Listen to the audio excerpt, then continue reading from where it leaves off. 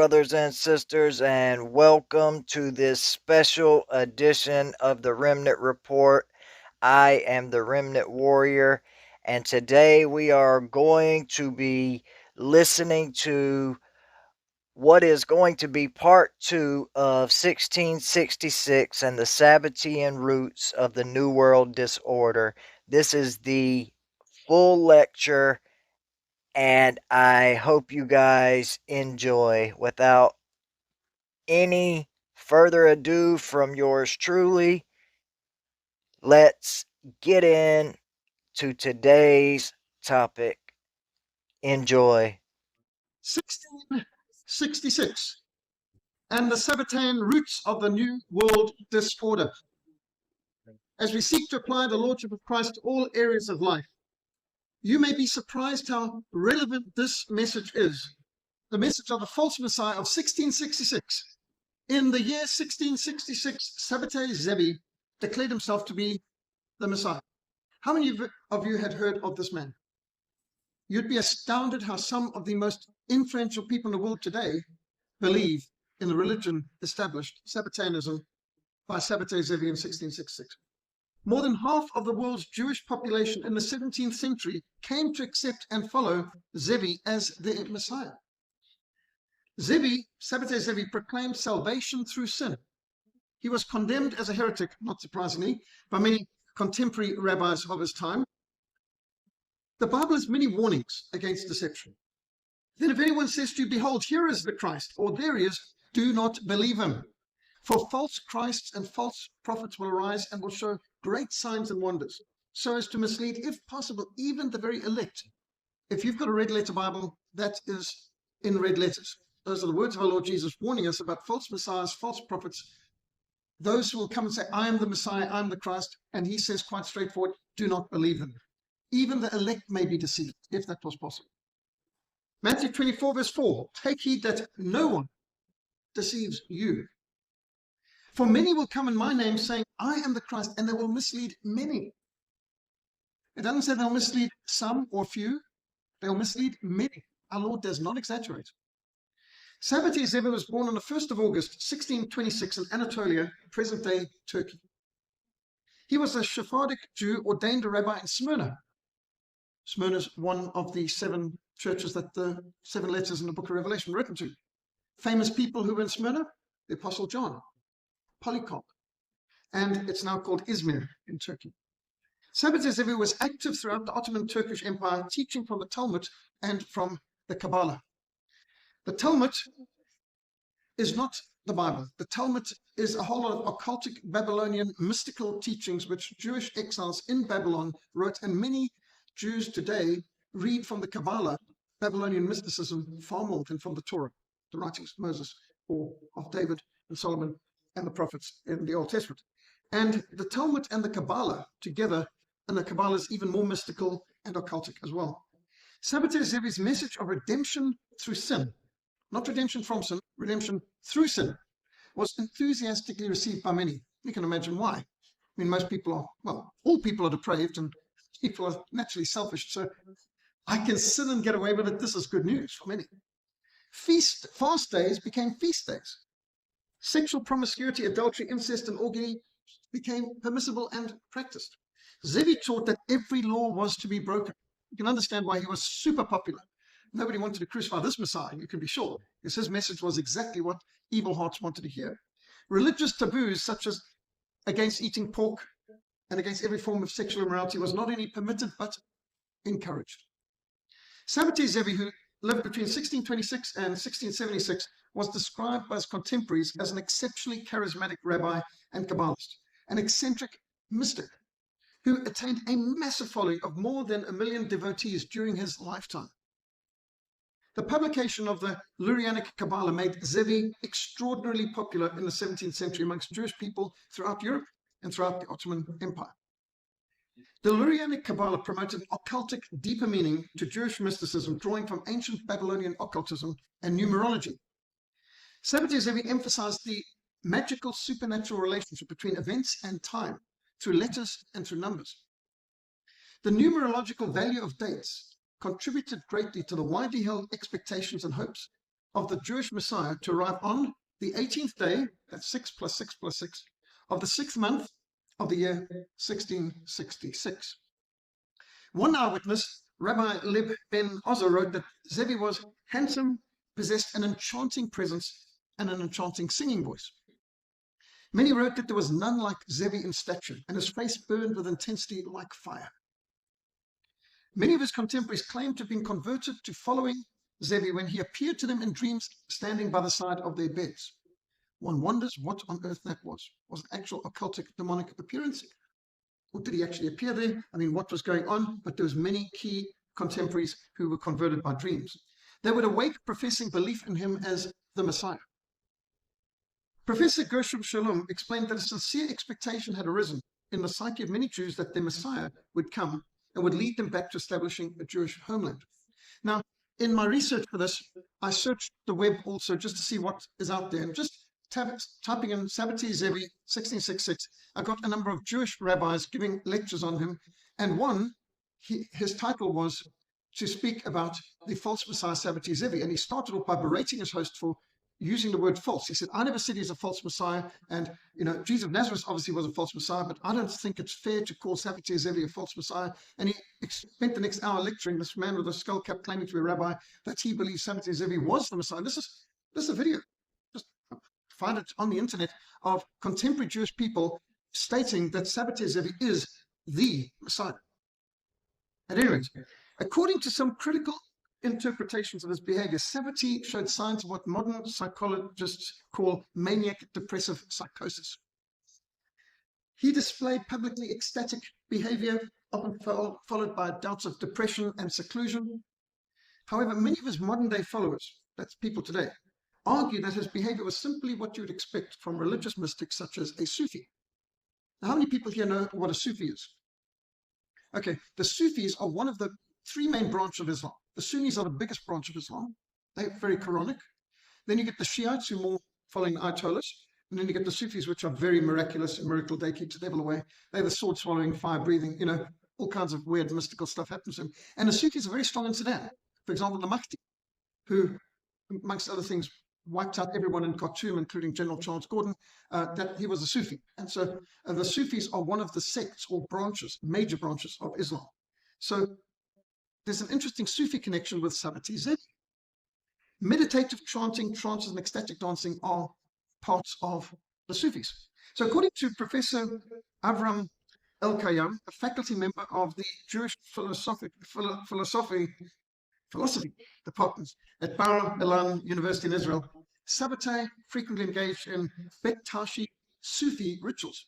Understand, Sufi rituals, we're talking about Islamic rituals, which included things like this, cutting your tongues and what have you, which I don't recommend.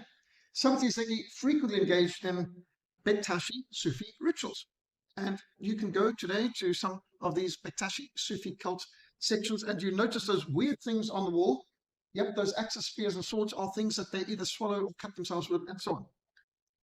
To this day, Sabbati Zevi's gravesite in Albania, and I've been there, remains a Sufi shrine to this day. I was astounded when I went to Albania and the Berlin Wall had just come down and we're going in, and it had been the most atheist country in the world. The Sufi mystics and Muslims were coming out from where they'd been hiding because no religion was allowed, not even Islam. And would you believe it? They had a shrine which they were going to for the Jewish Messiah. Muslims were going, Sufis worship at his shrine to this day. Zevi's socially immoral, religiously unacceptable behavior, to put it mildly, led to him being expelled from Smyrna around 1650. And so for years he wandered throughout Greece and Thrace and Egypt and Syria, which at that time were under the Ottoman Turkish Empire. However, in 1665, his life changed forever when he met Rabbi Nathan of Gaza in Palestine, who persuaded him that he was indeed the Messiah. And he was called to usher in a new age. Rabbi Nathan convinced Sabbati Zevi that he needed to formally reveal himself in the year 1666 to fulfill Messianic prophecy. Now, you may think, what Messianic prophecy? Well, they're not getting this from the Bible. This is from Kabbalah. This is from Talmud. This is not from the Bible. Zevi soon gained further support from the diaspora, the dispersed Jewish population, by promising Jews a return to the homeland and a rebuilt temple in Jerusalem. Although Zevi received strong support and was very popular amongst Jewish people, the leading rabbis of Jerusalem understandably rejected Sabbati's claims that he was the Messiah. In fact, the rabbis of Jerusalem ordered him to leave the city or be excommunicated. Well, personally, I don't know why they would have given him the option. He should have left the city and been excommunicated, but that's the fact. Sabbati returned to Turkey, where the Sultan of the Ottoman Empire allowed him free rein to build up a phenomenal following. The plot thickens. Jews from all over Europe, from as far afield as England to Persia, from Germany to Morocco, from Poland to Yemen, poured into the Ottoman Empire to see, to hear, and to meet their Messiah. However, after Sabbati publicly proclaimed that the next year the temple in Jerusalem would be rebuilt, which I think you've noticed was not done, so that does make him a false prophet. Just saying. The Sultan was galvanized into action at this pronouncement. Fearing a revolt that might lead to the province of Palestine declaring independence from the Ottoman Empire, the Sultan Muhammad IV confronted Sabbati Zevi with the choice of either publicly converting to Islam or being beheaded. He made him an offer he couldn't refuse. The Sultan delicately put it, your head or the turban. Now, the turban was a symbol of converting to Islam. It came as a shock to many of his supporters that their supposed long-awaited Messiah denounced his Jewish faith on the spot, and he chose to wear the Islamic turban to keep his head, and for the rest of his life, he's depicted always wearing the turban. Your turban or your head? The turban. Zevi publicly converted to Islam and adopted a new Muslim name, Aziz Muhammad Effendi, or the power of Muhammad. Now, from this point on, Zevi was kept on salary as a servant of the Sultan with a cryptic title, Keeper of the Gate. Zevi continued unabated in his messianic activities and also continued to receive the full support of the Islamic authorities and the Sultan of the Ottoman Empire to his dying days. I mean, what are you to make of this? While Zevi's formal conversion to Islam disillusioned and dismayed many of his followers, as you can imagine, many took it as a sign to also convert to Islam, while maintaining their Jewish identity and the mystical Kabbalah Sabbatean practices. So they were Muslims, but they're also Jewish Sabbateans. This is what you call syncretism. Like today, you've got many people in the West who are secular humanist Christians. I know that's an oxymoron, but just like you get animist Christians, people who go to church on Sunday and to witch doctor Monday, and you have people who are as occultic and pagan as they come in the West and secular and virtually atheist in their mindset, but they're church-going Christians. You get people in the pulpit like that. So let's not think this is just something for other ages and other religions. We've got the same problem in the church. There are people who are syncretists. They mix what should not be able to be mixed, like secular humanism and Christianity, communism and Christianity, Islam and Judaism. Islam has this problem too. They've got animistic Muslims too, folk Islam they call it. One of these Sabbatean cults, primarily located in Anatolia, modern-day Turkey, were called the Donmeh, which translates to religious converts, which is a derogatory term which they themselves never used, the Donmeh. Now, Sabbatean followers explained his apparent apostasy as a descent into the grossest reality or husks of creation in order to reclaim the lost sparks of divine light. Now, if this doesn't make sense to you, don't worry, it doesn't make sense to me either, but this is what they said. To repair the world. Now, these are Kabbalist concepts which are used to justify his heretical, apostate, and degenerate behavior. Now, stay focused here, because if you understand this, you can understand so much of what doesn't make sense in the world. Hollywood scripts, what's going on in textbooks, what's going on in a lot of universities, what's going on in a lot of churches, what on earth is going on in the mass media, from the entertainment industry through to the news media. A lot of policies don't make sense until you understand the Sabbatean roots of the New World disorder. According to Reb Yaakov Lib Hackenheim, the current director of Donmeh West, this is a Californian Sabbatean organization founded in 1772. I mean, that's how current and up-to-date these things are. Sabbati's conversion to Islam was not an act of cowardice. No, it wasn't an act of apostasy, or he didn't betray the Jewish people, because his conversion was one of the mystical Masin Sarim, which the Messiah was destined to perform based upon their reading of the Kabbalah. How is this possible, you may ask? Well, in keeping with Isaac Luri's prophecies in the Lurian Kabbalah, these actions of breaking laws, of being a false convert, using deception and degeneracy, were essential to bringing about conditions that would set the stage, initiate, or directly expedite the fulfillment of Jewish messianic prophecy, particularly reclaiming Jerusalem, establishing a Jewish state, rebuilding the temple, dominating the world, all of that.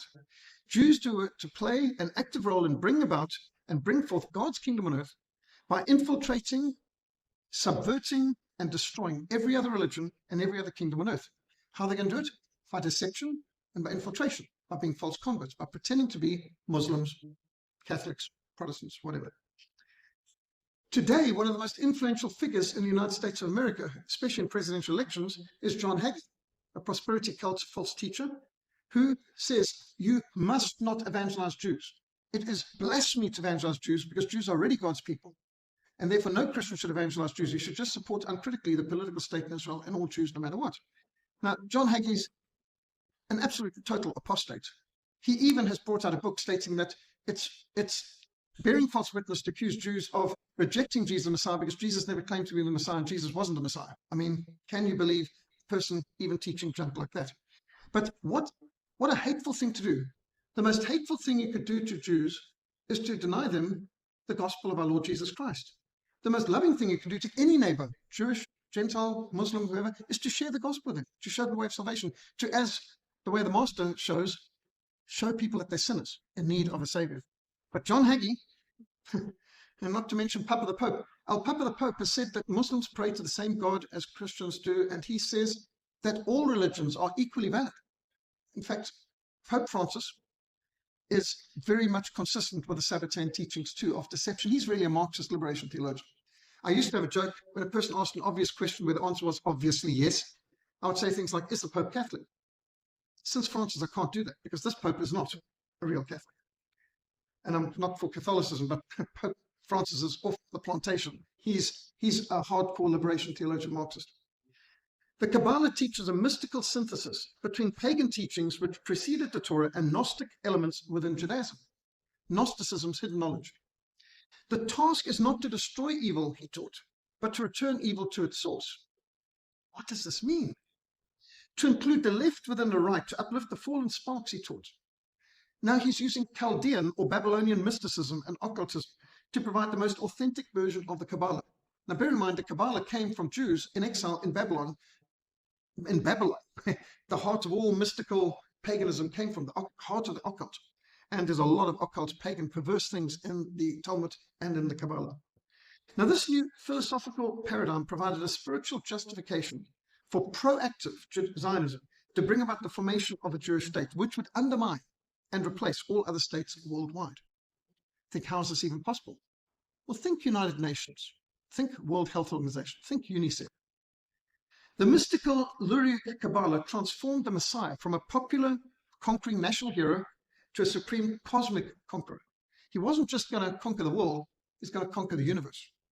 The goal was not merely the emancipation of Jews from the yoke of the Gentiles, but a fundamental transformation of the entirety of creation, affecting material and spiritual worlds alike. Material and spiritual worlds alike. How can you do this? Through the banking system, through the Hollywood entertainment industry, through the news media, all of which the followers of Sabbati Zevi control to this day. Now this was to lead, in the words of Gershom Shalem, a ratification of the primordial catastrophe of the breaking of the vessels, or Shivat Hakelim, or repairing the world. The goal was to break everything down so it could be built back better. If that rings any bells, it's meant to. According to Sabbati Zevi, the acts that God's people must take include deliberate forays into the world of sin, where the illusory nature of evil could be more readily exposed and the sparks elevated to their source. So you can be sure he doesn't think the laws of God are applicable. Every law of God must be broken. With the declaration of Sabbati Zevi as the Messiah in 1666, the Zionist goal of infiltrating, subverting, and ultimately replacing every other religion and every other kingdom and transforming every government on earth into a new world order became a central focus. This, by the way, is not a conspiracy theory. This is history. This is fact. You don't just get this from people trying to expose. This is in their own documents. This is not hidden. You didn't have to dig into any crevice to find this. And this is very out there, public. They are proud of these beliefs. Rabbi Nathan of Gaza declared they were entering into a new age. His words, a new age, where all religious laws prior to Sabbati Zevi are essentially obsolete.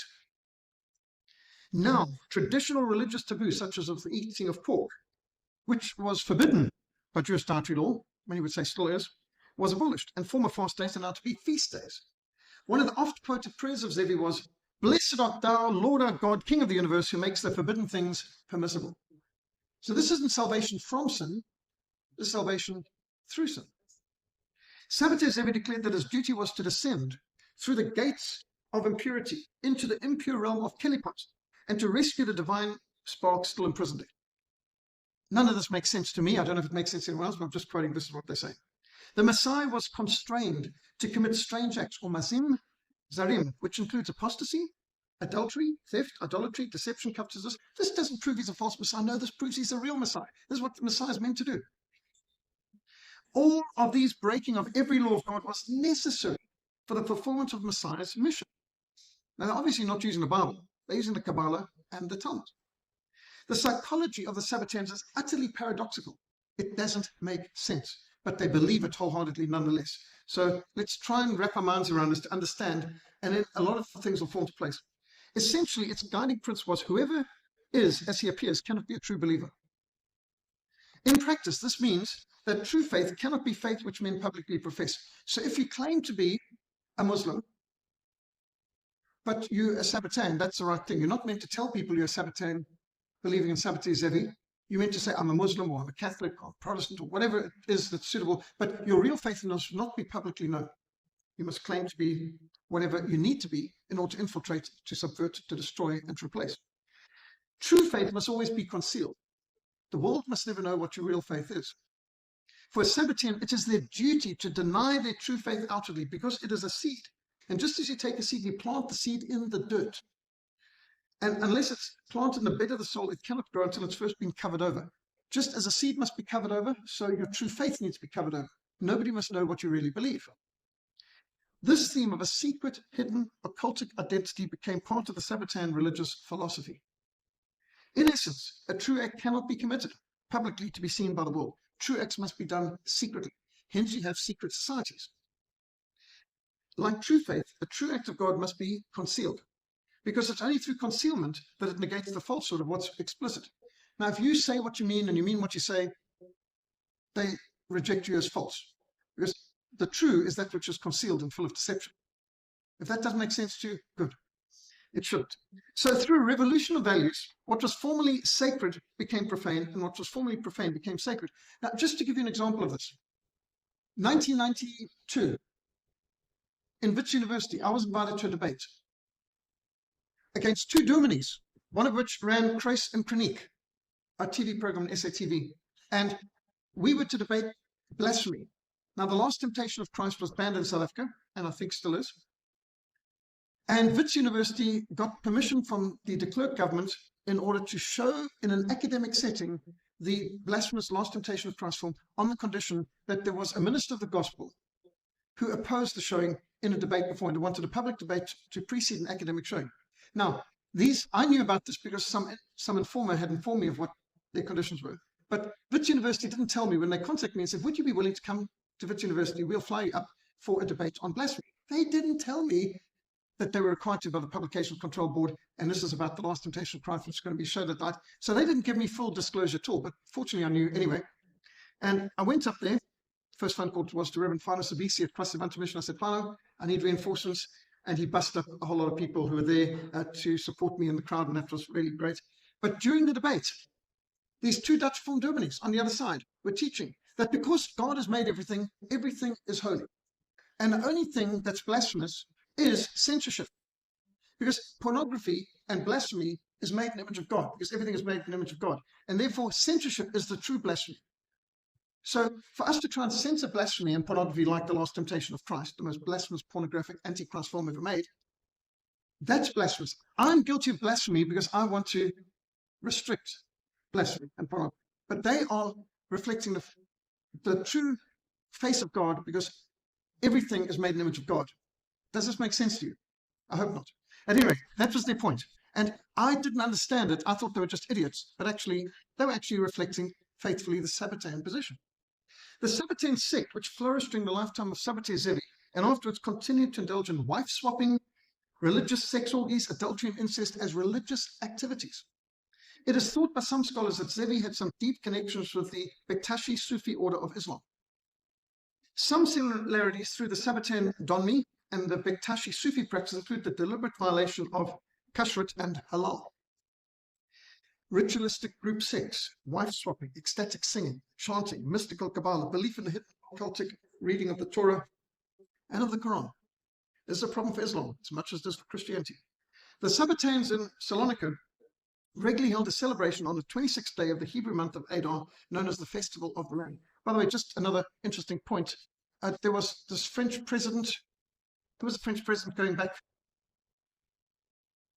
He went back to Salonika, place of his birth, and the Sabbateans put up a plaque there in memory of him because he came from there, the land of your mother and your father, and so on and so forth. So the French president came from the Sabbatean cult and acknowledged that when he went to Salonika recently. And they've got a memorial for commemorating his visit there, just by the way.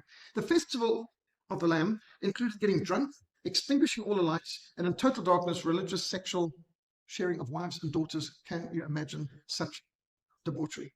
The teaching was that as a grain of wheat must rot in the earth so that it can sprout, the deeds of believers must become fully rotten before they can germinate in salvation. This is satanic. This conveys the Sabbatean theology in a nutshell. Salvation comes through sin. Redemption is achieved through deception. According to Gershom Scholem, Sabbateanism is the matrix of every single significant movement that's emerged in the 18th and 19th century. From Hasidism to Reform Judaism to Freemasonry and Marxist revolutionary communism, all of them have sprung out of the roots of Sabbateanism. For example, just take Reform Judaism. Reform Judaism, here they've got Jews and tattoos. Now, the Old Testament forbids tattoos, so much so that in Judaism to this day, if you have a tattoo, you can't be buried in a Jewish cemetery. But Reform Judaism now take whatever the Bible forbids and they say it's fine. In fact, they will put the rainbow flag representing the LGBTQ along with that, and they will claim, along with, in fact, right now, it is claimed by the homosexuals that Tel Aviv is the most gay-friendly city in the world, and the government of the State of Israel spends multiplied hundreds of millions promoting LGBTQ, and they have gay pride festivals. It's the biggest, most debauched in the world is in Tel Aviv. And the gays are voted the most gay-friendly city in the world, even more than San Francisco now. And now, Judaism, of course, forbids this. But Reform Judaism, unlike Reform Christianity, which is go back to the Bible, Reform Judaism is go way away from the Talmud and the Torah. From the Torah, I should say, not the Talmud. I mean, can you imagine? I think any Jewish person would think this is blasphemous, but not Reform Judaism.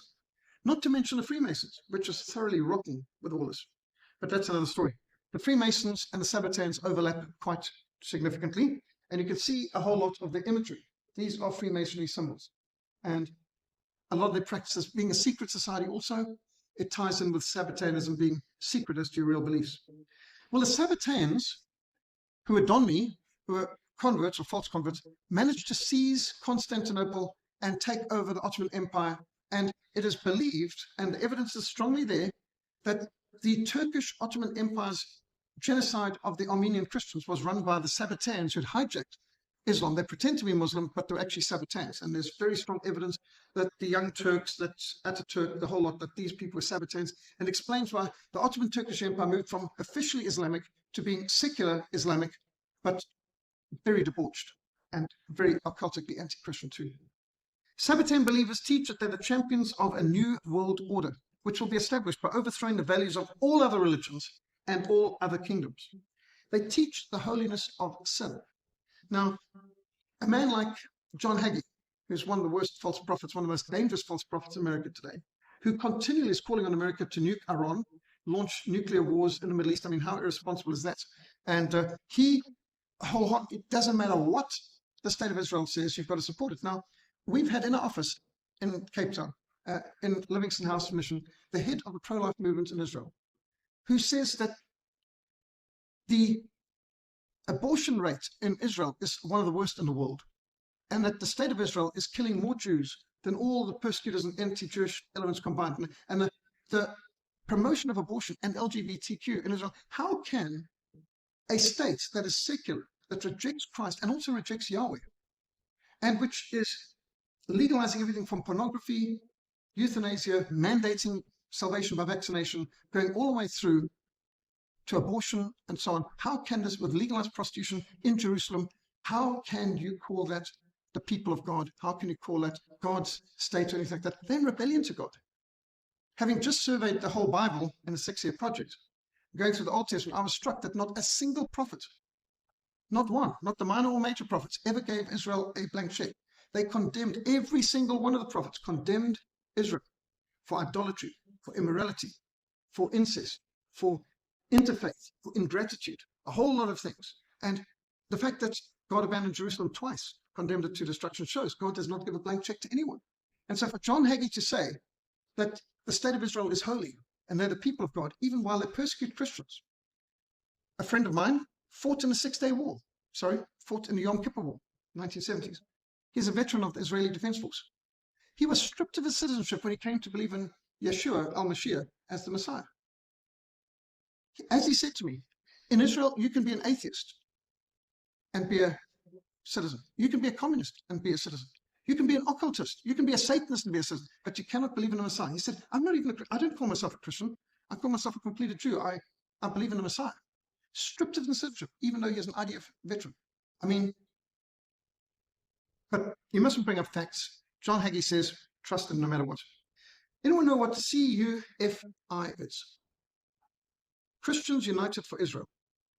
Very powerful political lobby. They can get people elected and they can launch wars. Well, 50 years after the death of Sabbati Zevi, Jacob Frank was born. And Jerry Rabbo, in his book, The Untold Story of 50 Jewish Messiahs, reported that Jacob Frank believed he was the reincarnation of Sabbati Zevi. By the way, he's also a reincarnation of the patriarch Jacob in the Bible too, he says. Jacob Frank continued and extended the paradoxical teachings of Sabbati Zevi, declaring that with the coming of the Messianic age, Zevi had transformed sexual prohibitions of the Bible into permissions and obligations. The only way to purify the soul is through sexual immorality and orgies. Debauchery is therapy. Now, if this sounds really satanic, it is, obviously, but do you know, there's a whole bunch of psychologists today promoting the idea of therapy through debauchery. Can you imagine? Not very clever. The best way to get clean is go and throw yourself in a sewer. Jacob Frank asserted that the God of the Bible is evil, and Jews need to reject every moral law and every commandment. Now, if you're wondering, what on earth is going on in Hollywood? What is going on in these scripts and these films? Sabbatean explains it.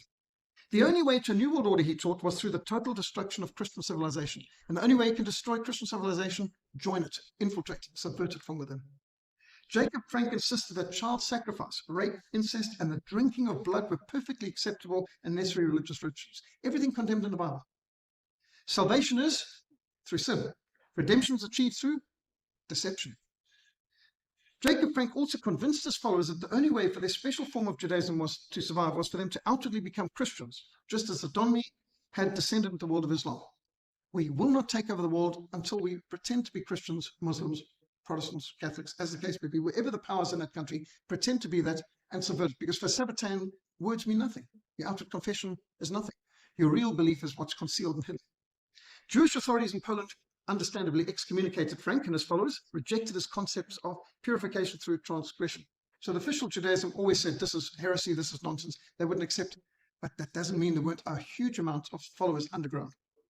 Jacob Frank then publicly converted to Islam and Catholicism. Now, how you can do both, I don't know, but anyway, this is described in some books as the synagogue of Satan, quoting what Jesus said in John chapter 8, speaking about the father of lies, your father devil, murder from the beginning, and of course in Revelation there's multiple references to the synagogue of Satan. So Jacob Frank held annual springtime lamb festivals, which consist of drug use, sacrifices, nudity, exchange of spouses, daughters, immoral religious sex. Frank preached that true religious believers, Jewish believers, were to cross every boundary, transgress every taboo, mix the sacred with the profane. Does this ring any bells with some Hollywood scripts? Eve Frank, who lived from 1754 to 1816, his daughter was called the holy matron of the Sabbatean movement. She served as the central figure in the sex rituals of the sect in Poland. Jacob Frank had approximately 50,000 disciples in his lifetime. But although his following was smaller than that of Sabbati Zevi, who had 1 million, Jacob Frank's cult would grow to become far more influential as it recruited some of Europe's most influential royalty, nobility, and the richest bankers on earth in their system of the Holy Serpent, which was to destroy all the kingdoms of the world. But they gave free vent to all the lusts of some of the most perverted people in royal houses and powerful bankers. So Gershom Shalem describes Jacob Frank as one of the most frightening phenomena in the whole of Jewish history. a religious leader who, for whatever, whether selfish reasons or otherwise, was in all his actions a truly corrupt and degenerate individual. Jacob Frank taught that one has to free oneself from all laws, all conventions, all religion, and adopt every conceivable attitude and then to reject it, to follow the Messiah step by step into the abyss. The annihilation of every religion was the true way. In order to ascend, you must first descend. No man can climb a mountain unless he's first descended to its base, he said. Therefore, we must descend before we can be cast down to the bottom. Only then can we climb to infinite. Look at the base here. There's the Red Sea, there's Egypt. They're starting in Egypt, going across Sinai, and there's the state of Israel today. Notice just the way how this is depicting literally going from Egypt to Palestine, growing in spiritual stature, from subjection to power. And this is part of the Sabbatean cult. This is the principle of Jacob's ladder, he said, which is shaped like a V. I did not come into this world to lift you up, but rather to cast you down to the bottom of the abyss, said Jacob Frank. Jacob Frank taught antinomianism. Nomos, law, antinomos, anti-law, the rejection of all law, and he taught libertinism, the rejection of all authority. He demanded from his followers voluntary abasement, utter shamelessness. A Sabbatean needs to be able to commit every sin without any sense of shame, remorse, or guilt. Have you noticed, if you've watched a lot of the Way of the Master films, how so many people on the streets of California can quite happily say, yeah, yes, I'm homosexual, yes, I've committed blasphemy, and they're smiling about it, they're proud of it. There's no shame at all about admitting some of the most heinous sins. Jacob Frank's Kabbalist interpretations led to nihilism. He taught that you conquer through deception. Nihilism is nothingness. And many of the assassins, like the ones who assassinated Archduke Franz Ferdinand, launched the First World War. He's a nihilist. Frank taught that Israel's exile was not a consequence of its sins at all, but part of a plan to bring about the destruction of all Gentiles throughout the world by dispersing the agents throughout the world who could then subvert, infiltrate, and destroy every kingdom and every religion on earth. To establish a Jewish state back in Palestine was not sufficient. The whole order must be subverted, especially the Christian Europe must be subverted and destroyed. In his classic book, To Eliminate the Opiate, Rabbi Marvin Antelman revealed Jacob Frank got his financing from the Rothschild financial empire based in Frankfurt, and his worldwide influence was through his alliance with Adam Weishaupt, who is the founder of the Illuminati, which, yes, it's a real institution. So Jacob Frank, Adam Weishaupt, Ammer Meyer Rothschild. Jacob Frank, the religious charlatan. Adam Weishaupt, his parents were Jewish Kabbalist rabbis. His professor was a Jesuit. He was trained to be a Jesuit, and then he founded the Illuminati. And Rothschild, phenomenally powerful, wealthy beyond belief. And these three, they formed an alliance. When Jacob Frank entered Frankfurt, an alliance had already begun between Meyer Amschel Rothschild, the immensely wealthy banker of Frankfurt, and Adam Weishaupt, the son of a Jewish Kabbalist rabbi in Bavaria. And educated by Jesuits, Weishaupt became a Roman Catholic priest, and then he formed an alliance with Meyer Amschel Rothschild. On the 1st of May, May Day, which is a human sacrifice day in Satanism, along with Halloween, the 31st of October. On the 1st of May, 1776, Weishaupt chose the timing for the launching of the Illuminati in accordance with the Sabbatean Kabbalist teachings. He chose the 1st of May because May is the 5th month, added to the first day equals 6. He chose 1776 because the four numbers of this year add up to 21. 1 plus 7 plus 7 plus 6 equals 21. Also, the sacred number 6 plus 21 equals 27, another number with occultic Kabbalist powers.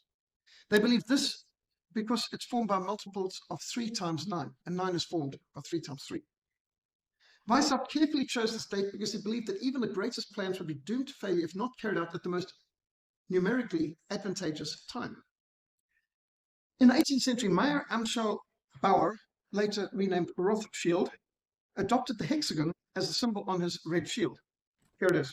This is the Rothschild, or the red shield. It's a red shield with the hexagon on it.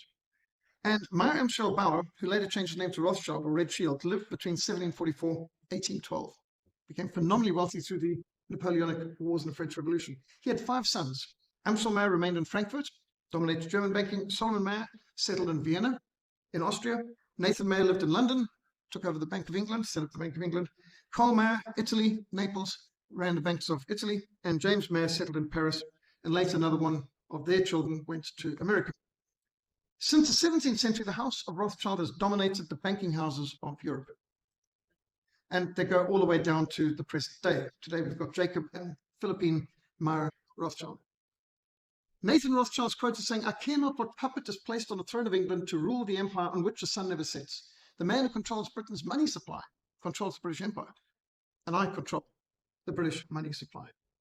Whoever controls insurance of money controls the government." Born in blood, indeed. Adam Weishaupt, Mayer Rothschild, Jacob Frank launched the Illuminati on the 1st of May 1776 in Frankfurt with the long-term political goals of, number one, abolition of all monarchies and all governments. Number two, abolition of private property and inheritances. Number three, abolition of nationalism. Number four, abolition of the family and of the institution of marriage. Number five, abolition of all religion. Number six, establishment of compulsory communal education for all children. Now, anyone who's read Karl Marx's Communist Manifesto of 1848 will recognize immediately the Illuminati agenda is clearly articulated here. It's the same. And they show a direct line all the way down to the Rothschilds of today and the communism of today, being two arms of the same movement. It is impossible to understand the present cancel culture, BLM, burn, loot, murder, or Baal, Lucifer, Moloch, gender confusion, lockdown lunacy, masquerade madness, COVID cult, salvation by vaccination, Christophobia, Hollywood degeneracy, indoctrination through education, mainstream media, United Nations, European Union pronouncements, or their activities. It's impossible to understand all this without understanding the Sabbatean roots of the New World Order. It's something that just makes it all fit in. In many ways, Jeffrey Epstein epitomizes the Sabbatean religion. He owned his own island, Little St. James Island, which was called Pedo Island, or Pedophile Island. Jeffrey Epstein's personal island, which was a site of unimaginable cruelty and abuse. And then there's this weird cubic temple with Islamic-type dome on Jeffrey Epstein's island, which reportedly led down to an underground chamber. Certainly looks positioned to do so, especially when you see there's a road leading to what looks like a subterranean entrance too. It's been described as a sex dungeon and a Luciferian temple. But there's actually a lift mechanism in here, and this is the elevator shaft to go down into the underground, where all kinds of hideous things have happened. Pedo Reap dungeons, it's been described as an ancient evil object of worship is underneath all of this, and there's a tram network running the full length of the island. There's even a submarine entrance. There's a lot of speculation and research that's gone into the temple on Orgy Island. And notice, it looks like the same owl from the Bohemian Grove. Now, the Bohemian Grove has had every American president of the last half century, with the exception of Trump and Reagan. But all the other presidents went to the Bohemian Grove, which is a real occultic, pagan, debauched, sounds like a Sabbatean event that takes place in California. Well, Bill Clinton repeatedly went to Pedophile Island. In fact, he would be a frequent flyer gold medallion, diamond, platinum member of Pedo-1, the Lolita Express, as they call it. The building is painted with a blue and white stripes, which are the same colors as the flag of the state of Israel, interestingly. And notice how the doors are barred from the outside, symbolically. I mean, most doors, the bolt's on the inside, right? Isn't that weird? Jeffrey Epstein certainly seems to epitomize the Sabbatean philosophy of unrestrained sexual debauchery and deception. And so did Hollywood producer, sexual predator and rapist Harvey Weinstein, who produced a vast amount of films which have dominated so much of our culture. And many of the highly influential friends, which include world leaders. There are links probably to Ghislaine Maxwell of missing children like Madeleine. She was one of the, I mean, that looks familiar, possibly could be her, involved in the disappearance of this young girl in Portugal. When interviewed for the job of Labor Secretary, former American attorney Alexander Acosta said he had cut the non-prosecution deal with Epstein's attorneys because he'd been told to back off, that Epstein was above his pay grade as a U.S. attorney. I was told Epstein belonged to intelligence and to leave it alone. Well, Jeffrey Epstein and Ghislaine Maxwell have huge overlapping intelligence links. In fact, there's no doubt Ghislaine Maxwell was the daughter of Israel's super spy, Robert Maxwell. Robert Maxwell was one of Mossad's greatest assets, so much so that they've put all kinds of details together on him. Well, so here's Jeffrey Epstein, reported to be a Mossad spy, married to the daughter of one of the most famous or infamous, notorious Mossad spies of all time, Robert Maxwell. And the links go all the way even to the British royal family. there's CIA connections too. So what was going on at that island? What was going on at that island was that world leaders, congressmen, judges, top people, royal family people going in, and they were being filmed. There was film equipment, spyware in every one of the rooms of his island and his New York mansion. And so they could, at any point, compromise members of Congress, presidents, and so on. This is a painting of Bill Clinton in red high heels and some woman saying that's on the walls in Jeffrey Epstein's apartment. And there's pictures of Bill Clinton getting onto Pt.2 or Lolita Express, Jeffrey Epstein's personal plane, his frequent flyer. I think 27 flights with him. And people are talking about and accusing Clinton of plainly being a pedophile. And Weinstein and Epstein, very closely related, along with many Hollywood greats and very key people in government in America and around the world, are involved, and Oprah Winfrey and all the rest of it, including Bill Gates, who's been responsible for some of our recent problems. Bill Gates was a frequent flyer, and Jeffrey Epstein was his financier. He handled Gates's finances in early years.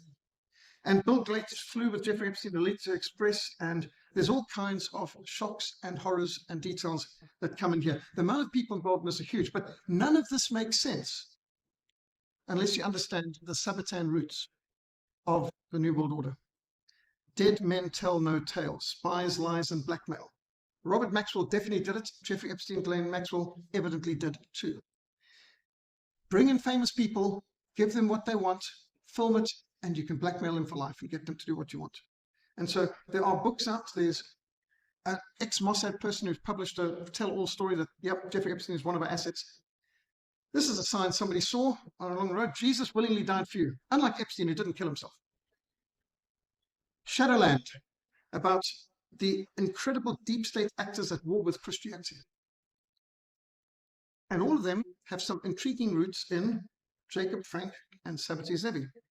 Everyone will deceive his neighbor and will not speak the truth, for they've taught their tongue to speak lies. They weary themselves to commit iniquity. Jeffrey Epstein, Harvey Weinstein, Bill Clinton, Hillary Clinton. This Weinstein is one of the most lecherous, disgusting people in the history of the world. And the Obamas, everyone just loved him. They could all, and the Hollywood actresses wrapped themselves around him and let him use them so that their careers could be advanced.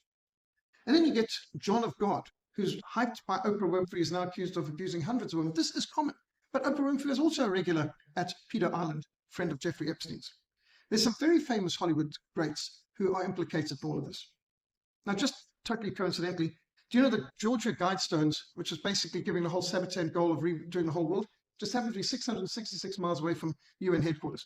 That's probably a coincidence, but anyway, just mention. There's a conspiracy against freedom. The people who control Facebook, CNN, CBS, they are consistent with this belief. Then there's the Freemasons who overlapped as well. And not saying everyone who uses this figure is necessarily Freemason and so on, but it is one of their signs, and it's awfully coincidental that so many high figures use this kind of Masonic figure in public. I don't know that all of this would necessarily be deliberate, but I see that the French President Sarkozy, the one that I mentioned, who went to Salonika to revisit the Sabbatean roots, he's using that symbol too. Understanding Sabbateanism helps you understand the times and the threat which confronts us. While they promise them freedom, they themselves are slaves of depravity. Any questions, comments, complaints, criticisms? I didn't think we'd have to wait long. May is the holiday in South Africa. Is that something? It's got everything to do with this. May Day is the most holy day in occultism, in Satanism. It's a human sacrifice day, as is Halloween, the 31st of October. So Satanist, occultist, key. And communism being occultic, and Karl Marx having been a Satanist. There's a book out, it was Karl Marx a Satanist. There's another one called Marx and Satan by Richard von Brandt, which document this. So communism made May Day, the 1st of May, the most important holiday of the year. The fact that it's also the day that the Illuminati was launched, the fact that it's so important to Kabbalism and Sabbateanism, it all just shows there's an overlapping, interweaving. Yes? I read a portion of scripture of Romans 16. And then read it in Afrikaans. It says, Nice and loud. ek waan julle broeders, hou hulle in die oog wat tweedrag en aanstoot veroorsaak, teen die leer wat julle geleer het, en vermy hulle. Want sulke mense dien nie sy Here Jesus nie, maar hulle eie wyn, en hulle verbly deur hulle vriendelikheid, vriendlikheid 'n mooi woord uit harte van die Vader is. Want julle gehoorsaamheid het algemeen bekend geword. Daarom verbly my oor julle. En ek wens dat julle wys mag wees teenoor wat goed is en onskuldig oor wat sleg is. En die God van vrede sal sy saken spoedig onder julle voete bewyse. Die genade van onze Here Jesus Christus sy met julle. Amen. Somebody read here. Nice enough.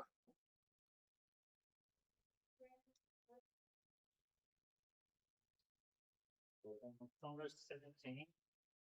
Now I urge you, brethren, note down the false divisions and offenses, contrary to the doctrine which you have learned, and avoid them. For those who are such do not serve our Lord Jesus Christ, but their own faith, and by smooth words and flattering speech they deceive the hearts of the simple. For your obedience has become known to all. Therefore, I am glad on your behalf. But I want you to be wise in what is good, and simple concerning evil. And the God of peace will crush Satan under your feet shortly. The grace of our Lord Jesus Christ be with you. Amen. Thank you. Any other comments, observations, questions? Yes. Yeah, so you touched a little bit on it, but within the church, there's often a very pro-Israel sentiment. And I've struggled in the past to how would you reconcile the church's attitude towards Israel at the same time? I mean, you hear the things of Jews infiltrating, say, Hollywood or whatever, and it's very easy to then take a negative stance against them. But from what I understand from the Bible, there's also a lot of prophecies that at the end time there will be a lot of persecution against the Jewish faith. And I'm sometimes Really? so Don't know one single passage about that. No, a lot of persecution of God's people and Christians. yes. So my question But the people doing the persecuting in many cases today are the synagogue of Satan. so do we I mean, who's shutting down the world right now? yeah, do we consider ourselves the people of God, and therefore we expect that this God only has one people, Yeah. made up of Jews or Gentiles who follow Jesus Christ. Those who reject Christ are not God's people. Jesus said, if you don't love me, you don't love the Father. If you reject me, you reject the Father. The people who are secular humanists, atheists, pagans, persecuted church, blasphemers, perverts, and so on, are not the people of God. People who are antichrist are not the people of God. The antichrist are those who reject Christ. And so plainly, those people who have a love affair and an idolatrous relationship towards any people, salvation is not by race, it's by grace. This is a basic principle. So I know there's a lot of people who hero worship Israel, but they don't know that Israel is gay capital, abortion capital, perversion capital, and a whole lot of other things. And there's a hideous amount of things going on there. The idea that you've got to hero worship someone because they're race is so anti-biblical. The people who crucified Christ, the people who rejected Christ, the people who said we have no king but Caesar, crucified Christ, released Barabbas, they're not the people of God. Jesus couldn't have been clearer. Read John 8. You are of your father, the devil. If you were of Abraham, you would love me, but you want to murder me. You're of the father, the devil, who's a murderer from the beginning of life. Just read John 8, read Matthew 23. Jesus gave nothing but condemnation to the Jews of his time. And for people today to idolize people who are condemned by every single prophet in the Old Testament and who were the biggest persecutors of the church in the book of Acts, it's just insane. And why do we do it? Because the mass media is not infiltrated by Jews, it's totally controlled by them. Jews never infiltrate Hollywood, they controlled it from the beginning. And there's been a completely Jewish domain from the beginning, which is why the worst crime you can commit in Hollywood now is to be converted to Christ. Ask people like Kirk Cameron, what happened with Mel Gibson when he made the Passion of the Christ film. So the moment you make a stand for Christ, your career in Hollywood is finished. There's many, Mia Sorvino, the moment she was an Academy Award, couldn't do anything wrong until she was converted to Christ.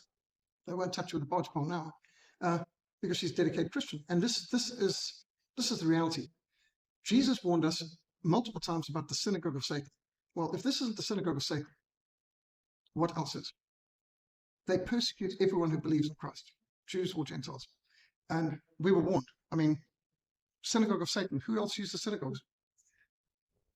Yes. How did the Rothschild have identified themselves as Jews? But if you look at the family history, they were forced to convert to other Judaism, Islam, or Christianity. And they came from Gazaria. Yeah, the Khazars. So they call themselves the Gazarian Jews. 13th tribe. Just convert Judaism, but still holding their previous ideology. Yeah. And I'm not sure if they were a previous religion that was Sabbatean. Yes. Well, just bear in mind also that when Jerusalem fell in 580 BC under Nebuchadnezzar, went into Babylonian captivity, the Edomites rejoiced. And Edomites, remember, Jacob have I loved, Esau have I hated. The Edomites of the Edomians or of Jacob, of the Moabites, they moved in, they took over Jerusalem a lot. And when the exiles returned and tried to build, there were still so many Edomians and Edomites around that in fact the king of Judea was King Herod, the Edomian. He was an Edomite. So an Edomite was even king of Judea at the time that Jesus was there. And many of the people who crucified Christ were probably not even true, well, maybe children of Abraham, because Esau came from Abraham too, but not of the true children of Abraham, meaning from Jacob. And so many of the Edomites, many people who then would have called themselves Jews and today call themselves Jews, are actually Edomites who have been historically the enemies of God. And this is part of how it makes sense in John 8 when Jesus says to them, when they said, "We children of Abraham," and Jesus agrees, "Yes, you are, but," and then he says, "You're of your father, the devil, is a murderer and a liar from the beginning," and so on. You can read the whole of John 8. But plainly, how could he say that? On one side, they said, "We have never been slaves of anyone." And Jesus doesn't contradict that. Now, if they were true children of Abraham and Jacob, they would have been slaves in Egypt for 400 years. But Esau never went to Egypt. They weren't slaves in Egypt. And so if they were the Edomites, it would make sense. Everything being said. Anyway, this just came clear to me when I was going through the Bible survey, going through the Old Testament prophets, especially the minor prophets. All this becomes very clear about how the Edomites had basically taken over and infiltrated so much of Judea that many of the people who were expressing the hatred of Christ could have easily been the historic enemies of God, the Edomites. And so many today who call themselves Jews are actually more like Edomites and are the synagogue of Satan. If you get true Jews, you get fake Jews, and you get the synagogue of Satan, which is a real corrupt bunch. Just like in a church, we get true Christians, we get fake Christians, and we get absolute apostates who might wear bishop's robes. It doesn't make them any less false prophets. Any other comments, questions? Yes, Corinne.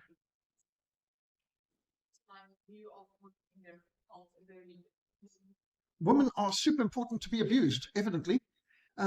But I don't know of any major women leadership in their religion, but you can see that they seem to be happy to have Hillary Clinton come forward and be part of their cult.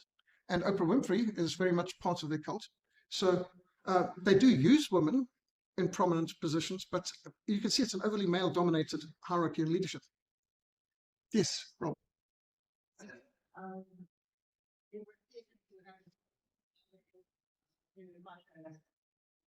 Today, that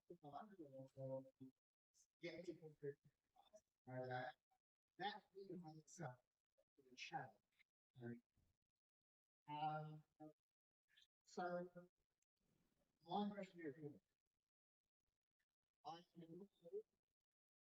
recently had to a wife's funeral, and a little bit from what somebody said up in my mind, and I'm thinking, somebody said, "So what are you going to do about that?" I'm going to is something on everyone said. Somebody said, Calvin said that. That's what Calvin said. So what are you going to do about it? Okay, all right. So we don't get to accept Christ. People say, and then everybody come out. What you are presenting here is what finally Paul refers to when he says, "You must be eating red milk and truly on solid food." This is solid food. It's not the original versions. What are we going to do? And where do we go? Thank you. Well, first of all, I've got notes. I will put up the notes of tonight. I've got it all in text. Later, by Angelo's ministry, we will get this out as a video. I'll share the PowerPoint and so on. Obviously, sharing this information is important on every platform we can before we get deplatformed.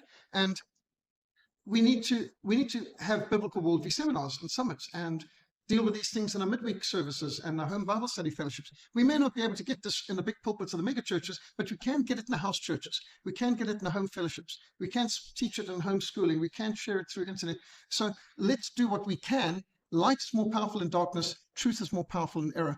And we need to, most people seem to think if somebody comes to the church, welcome. They don't do security background checks.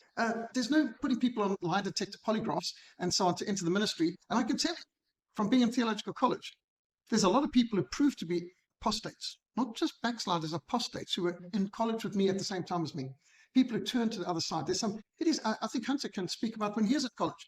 People who he was at college with would have thought were true Christians and afterwards turned out to be on the other side, literally on the other side, enemies of the gospel. So if we think, well, nobody would ever infiltrate our Bible college, mission, ministry, church.